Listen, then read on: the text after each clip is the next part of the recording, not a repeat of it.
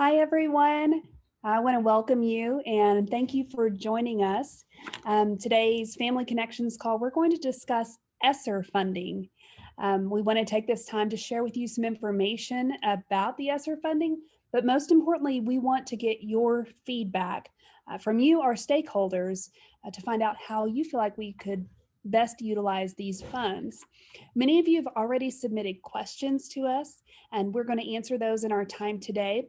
But if you have a question you'd like to ask during today's session, please use the Q&A feature or the chat feature within the Zoom link, and we will do our absolute best to answer those questions live. We got a lot of great questions during the 12 p.m.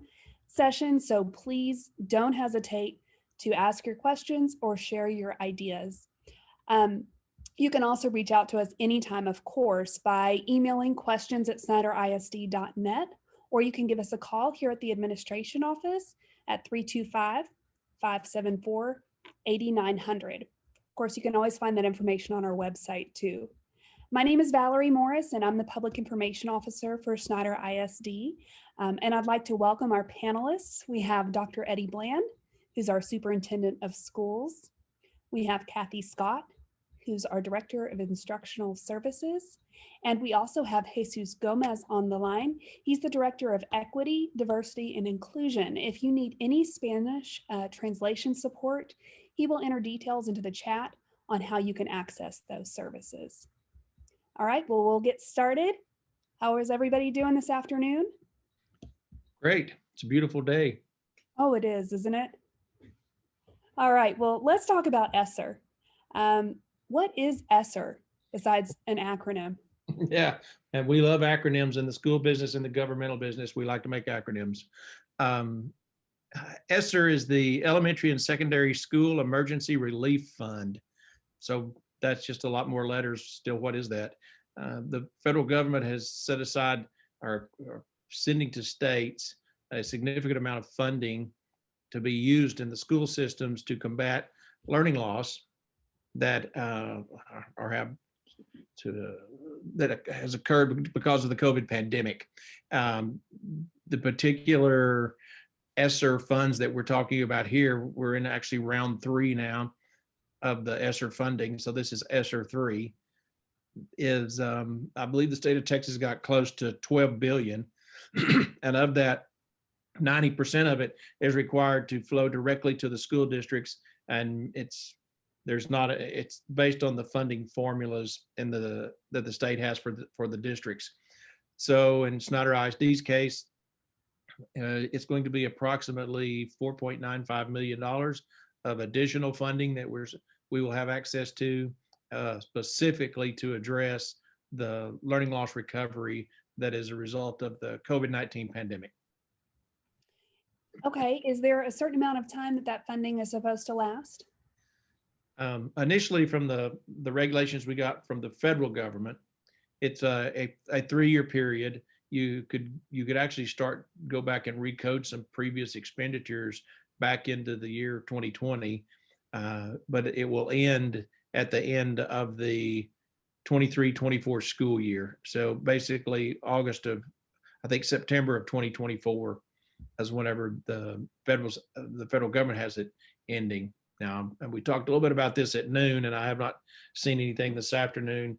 It was being debated in the Senate today about, and does the state is looking at, because we have our state legislature in session right now, was looking at adding some additional guidelines to it, telling school districts they were going to have to set aside as much as, excuse me, as much as 40% of their total allotment to be spent in years 4 and 5.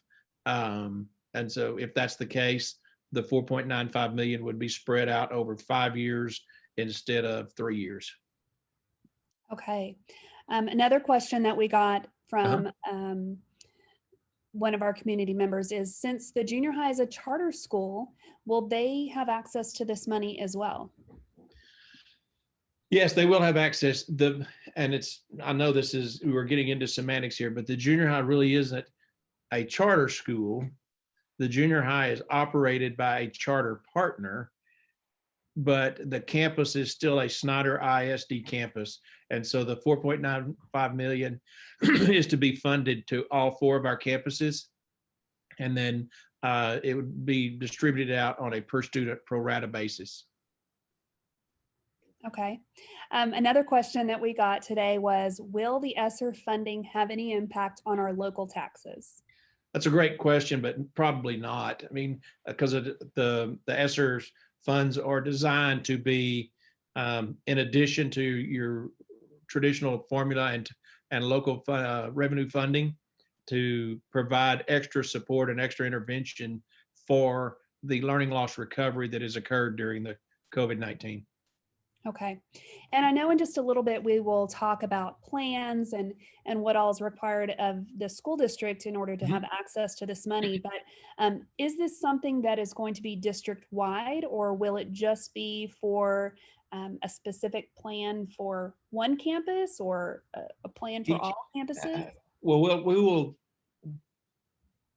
with federal money or state money come strings, and with a lot of those strings is that tied to this particular funding source is the procedure you have to go through to qualify for the money. So we will have a district plan for spending the ESSER dollars, but that district plan will be also a review of individual campus plans. So each campus is working on their plan on how to spend their pro rata share of the ESSER funding, and it'll look different on each campus. I mean, because it'll be driven by data on for each campus where they feel like the biggest need is, and they can make the biggest impact on helping students recover from the learning loss that occurred through the COVID-19 pandemic. Okay. And we had a question that just came in, and it says, are there any specific set-asides for the use of these funds? Not really. I mean, it's the rules are somewhat vague that they have provided us, but basically it has to address learning loss recovery. And there's multiple ways of doing it. It can be through, you may need to improve facilities. It can be used for technology. It can be used for personnel. It can be used for training. There's not really anything that says you have to do it this way. Okay. Is there any chance that we could be denied these funds? Well, I'm assuming there's a chance, but we're going to make sure we take every precautionary measure to make sure that we're not denied any of those funds. And part of that is this planning process and sharing with stakeholders what we're doing and taking back feedback from the stakeholders on their thoughts on the best ways to address the learning loss recovery. You know, even the Commissioner Mike Morath has in some of our webinars that he's done with school superintendents is telling us as superintendents, I hope they remember this as legislators, and we remember it as our public remember this is at minimum a 3 to 5 year plan to recover from the learning loss that has occurred during the pandemic. Certainly 1 year's time has caused quite a bit of learning loss for a lot of students. It does, yes. So when will this funding be available? Will it be available this summer to address any of the losses? It's my understanding as soon as we get our completed application in, we can start spending the funds. Probably should have had Kathy may be able to answer that a little bit better, or Morgan,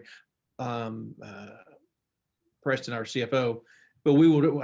My guess is we'll draw down on it as it's spent. I think there was a certain percentage, like 1/3 of it was going to be available almost immediately, and then 2/3 you could start drawing down on later. But it is almost immediately, because we can, by the rules, if we wanted to go back and recode some previous expenditures back into 2020, we could. Okay. Well, that's good. And we're going to move just a little bit. We've been talking about addressing this learning loss, but let's talk about how we identify what that learning loss is. Part of that, one of the questions that we had come in is, why are we having STAR testing this spring if it doesn't count? And will the results affect ESSER? We are having STAR testing this spring. One reason because we were required to offer the testing, but another reason is, well, it will give us valuable data to determine how much learning loss, if any, occurred. For high school, there is no COVID waiver this year for the high school students, so they still have to pass those tests to be able to graduate. But the one of the main reasons is to get that data to figure out where our students are and how we need to address the learning loss that occurred, where will be the best fit to get the best use of the funds. Right, and those STAR tests can certainly show a lot of information. Are there other tools that we use to measure student success, or maybe where they have areas for improvement? Yes, the district still uses the common assessments and the MAP testing. Those are other tools that are used as well. Right, and the MAP testing is good information as a parent. I can say that I have definitely found that valuable. And if you have not been provided your child's MAP test results, you can ask for those at the school to get an idea of how they're doing. I wanted to throw it out because as we use lots of terminology in the school business and we do it every day, so we get used to it. When we say when we use the phrase our common assessments, that a lot of our parents that may not have been used, they might not use that terminology when they were in school. It's basically a more formalized our 6 weeks test. Kathy, is that a fair assessment? That's a fair assessment. Yes. Yes. So we've been doing those all throughout this year anyway. This also, and we record that data and track the data. So we have the common assessments are a great resource for helping us determine where we really need to focus on some of the learning loss recovery. Especially when we're comparing those 6 weeks or unit tests to STAR to make sure that Absolutely. It's a valid assessment of the student's ability. So STAR tests are expected midsummer, the results, is that correct? Actually, one of the benefits of doing online testing is that we get what's called an on-demand data file. And since we are testing so late in the school year, we're going to be able to get at least preliminary results, not the official results, but preliminary that will give us a lot of data to go ahead and plan. So instead of having to wait like we traditionally would for the paper test results, we get it much faster since we're doing online testing. Oh, that's good news. One of the questions was, will it be after our plan is submitted before we receive the results, and will that in any way impact our decisions for the plan? No, actually, we'll be getting those after this week. After every test, we'll be able to get those within 8 hours. The preliminary results anyway, so it'll give us data we can go ahead and use to make sure that we're addressing those needs in our plans. Okay, great. So next question that we have is, what about a student who has fallen behind with reading or math? Can ESSER funds help support them? Definitely yes, and that's exactly what we're looking at is students who have fallen behind due to the pandemic. How do we get them caught back up? And like Dr. Bland addressed it at noon, we have to get them caught back up and keep them moving forward at the same time. So that's exactly what these funds are supposed to be used to support. Okay. What about funding more pre-K classes or opening pre-K for all instead of it being income-based? If that's what came off of the primary campus for their plan, that's what they felt like would be the best way to address the learning loss recovery for adding pre-K teachers and opening up to all students, it could be used for that. Now, one, it's a limited supply of money, so it's 3 years, 3 to 5 years, depending on what comes out of the state on their guidelines. But the other side of that, it kind of sometimes gets lost. Pre-K was very much specifically designed for students, our students that come with don't have the background in language that, I was talking to Dr. McLean after the noon one today, that research will tell you that the students coming from low income families have been exposed to approximately 1 million fewer words than the students that don't come from that background. And so the purpose of the pre-K program is to try to give some intensive support and acceleration and build a foundation for those students so that when they hit kindergarten, they're actually on par level with their counterparts that didn't come from the low income homes. That's good information. Something that you're right does get lost, and maybe not everybody understands how pre-K is set up to help those students. And there's no arguing that it could be good for, it could be good for all students. They don't, the funding that comes through the grant pre-K grant program though specifically targets those students, and the funding's not available. I mean, our district has made the move, and it takes some extra local funding, because most of the pre-Ks are funded for a half-day program, and we operate ours as a full-day program. Okay, the next question that we have is, have we identified any needs among ESL or English as second language students? And could some of the funding support some of these students? Yes, to both of those. We have identified that our ESL students do need some additional support. And yes, those funds can definitely be used to support that as well, if that's what the campus determines is a need. And when you say campus determines, not only are we conducting these webinars to get feedback, I know the principals are also working with staff or collecting feedback from staff as well to identify needs. Is that correct? Yes, they're meeting with their staff members. Good. Will this funding be directed more towards programs or professional development for staff? This kind of goes back to what we've been talking about. The campus plan is going to drive how the funds are used in whatever capacity that looks like on each campus to address the learning loss. So just specific to each campus. That's good. And that's definitely a benefit that each campus, they may have different needs on each one, and they can steer that to meet the best needs of their students. Okay, next question is, COVID-19 has been hard on kids and staff alike. Can this funding be used to support social and emotional needs of students and staff? Yes, and that's one area that we've looked at, with or without ESSER funds. We've looked at for staff and students, our social emotional needs maybe more than what we've ever had before. And we've already been looking at other ways to address that as well. So that's definitely a priority. Whether we use ESSER funds or not, we have that as a priority. Absolutely. And just a reminder too, Jesus popped this into the chat, but if you have any questions at all, please feel free to submit them. You're not interrupting us. We welcome your questions. Just submit them using the Q&A feature or the chat feature, and we will do our best to answer them live during today's call.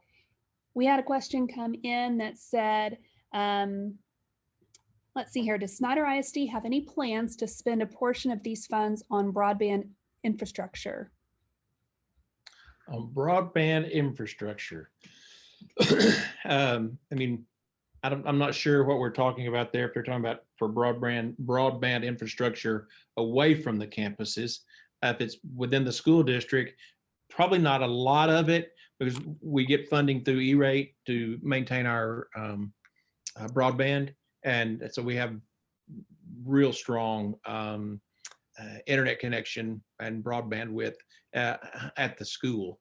And we've not had any conversation about using those funds to expand it away from the school. Such a good question. That might be one of them that we would have to look at. Can we spend ESSER money in that manner when you're spending it away? Like if you were going to create whatever some hot spots throughout the town where there was broadband access, if we can do that and with it not being school property. Right, that is a good question. We had another one come in that says, what is the deadline for submitting campus plans? I don't know if Kathy, if we've seen a specific deadline. For Snyder ISD, we have set a preliminary timeline of middle of June. So we'll be able to share it with the board at the June board meeting. And I think that's on June 11th. I forgot what that Thursday was. So, but hopefully we'll be ready by mid-June to submit our plan for approval. Okay, good question. Here's another one that came in. Managing the parent side of Schoology and Skyward, and probably you could also include the junior high's platform as well. It can be a challenge for some students and parents, or actually I should say parents. This was submitted by a parent, and it seems like some teachers, understandably, with all of the challenges and changes that COVID-19 has brought, are struggling to manage these platforms as well. Can the funds be used to streamline the process? I'm not sure how we define streamline. Some of the funds can be used for professional development. And the reality is, yes, we knew when we brought Schoology on at the start of the 2020-2021 school year, in the throes of the COVID pandemic, that was going to be somewhat of a tough transition, but we really needed a solid learning management system, and Schoology provided that, and TEA was providing it at no cost for the districts. Going forward, since hopefully we will not be dealing with near as many, if any, COVID-19 protocols, we'll be able to do more face-to-face training with parents, more training for professional development for our staff, and be able to provide some of that this summer on how to effectively use Schoology. Okay, that's great. Okay, another question that we have is, since all students now have a Chromebook or other device, can or will any of these funds be used to upgrade our technology infrastructure, which kind of tags on to what we've been talking about too? Yeah, I kind of touched on that. We probably, because we have access to what they call E-rate funds that can specifically be used for our infrastructure. I doubt that we would apply any of the ESSER funds to it. We did talk about earlier in the webinar that this is round 3 of ESSER 1 and ESSER 2. And there were, I know Morgan's listening, so she'll probably put something in chat if I say it wrong. I think it was maybe ESSER 1 and 2 we were able to use for purchasing Chromebooks and the devices for our students to have for one-to-one, and it came in extremely beneficial for us to have those funds. I just don't think we would, I don't see that it would be practical to spend it on the district infrastructure when we already have access to E-rate money, and I think we're at an 80% reimbursement rate. So anything we spend on infrastructure that's E-rateable is the term we use, we get refunded 80% of it. And Morgan chimed in and said correct. So yay, Morgan, thank you. Good job. Maybe the first time somebody said that to me today. Okay, so we had another comment that came in. It says, it sounds like SISD may be looking at additional instructional support in the form of personnel. Historically, the district has had to aggressively recruit. Can these funds be used to retain teachers and to attract experienced teachers? Yes, they can be.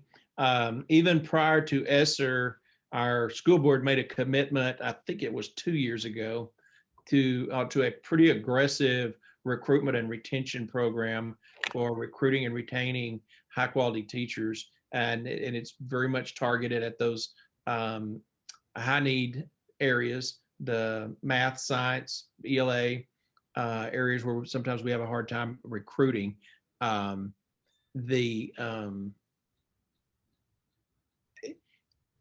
there is a limited amount of money in the ESSER funds. I know initially we talked about potentially funding some of our recruitment and retention cost with the ESSER funds. But then to meet all of the needs of the campuses, to what they saw as their needs for interventions, I think is going to be very limited of how much we actually spend on that part of it. We haven't really talked about using them as an incentive, a signing bonus per se, using it in that manner. But we actually have, so we already have that in place that we use local funds to do that. Okay, we're getting some great questions and I really appreciate everybody's participation. We had another one come through the chat that says, are campus plans coming from admin or committees, or who is deciding what's needed for each campus? Well, initially we met with central admin staff, with principals, and kind of went over the bones of here's the way ESSER works, and here are what the requirements. Principals have been charged with taking it back to their campuses. I know, in fact, I think it was one of the campuses at their campus leadership team, which is made up of teachers and administrators on the campus, was meeting today working on their plan. And then we're taking feedback through this, through our family connection that we're doing now. I think you're going to address it a little bit later, taking feedback through a survey. So we're gathering information from multiple stakeholders and then crafting that into a plan to try to meet the needs of all. It's just, I know at my house, $4.95 million is a lot of money.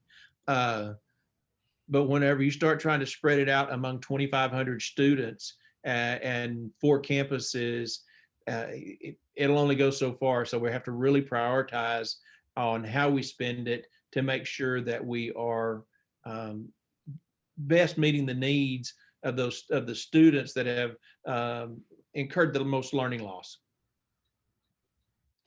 Absolutely. The last question that we have, and it will touch on also the question that we had come in just recently, was what if we have other ideas that we want to share, and how can we communicate with you? And I can touch on that one. We are going to put out a survey here in the next couple of days that is going to allow you to do just that. It will allow everyone from parents, teachers, guardians, community members, any staff to give us their feedback. We want to know what you feel like are the needs of our community as a result of COVID-19 as it relates to providing the best education possible. So those surveys will be coming out, and we'll post it through Parent Square, which is, I know we have some community members on this call today, but that's our internal communication system that we use. But we will also post it on our website, as well as Facebook, social media, Twitter, all of those. We'll put those links out there, and we would love for you to fill that out. I do want to add to that. And if you submit some thoughts, recommendations, or whatever, and they don't get included in an ESSER plan, that doesn't mean that we may not do it anyway. I mean, we're going to have a limited amount of funds that are available through ESSER, but there may be some great ideas that come through that we can incorporate without them being tied to the ESSER funds, because the reality is anything that we put in place that we're funding with these ESSER funds, it's on a limited time, 3 to 5 years max.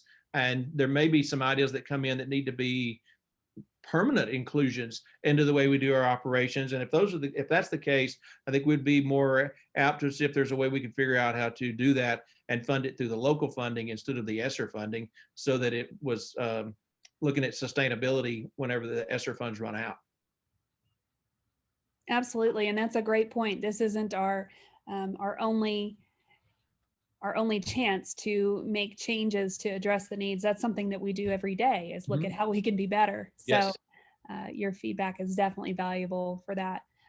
We're reaching the end of our time. This went pretty quickly. We had a lot of questions come in and a lot of good information shared. We always post the recordings of these on our website under families and students, and you go down to the Family Connections link there, and you can look at this recording. It will be up tomorrow, as well as all of the other recordings. We're building quite the library of information if you want to go back and catch a previous session. We encourage you to go and do that. And any closing remarks from you, Dr. Bland or Ms. Scott? No, I listen, we appreciate the input, and know that we are very committed to try to do what's best to take care of our students in Snyder ISD. That you can rest assured of. I guess then just leave it with, for the last, what are we now, 14 months into COVID? Be positive, test negative, and stay Tiger strong. All right, that's a great plan. Thank you, everybody. Have a great evening. Thank you.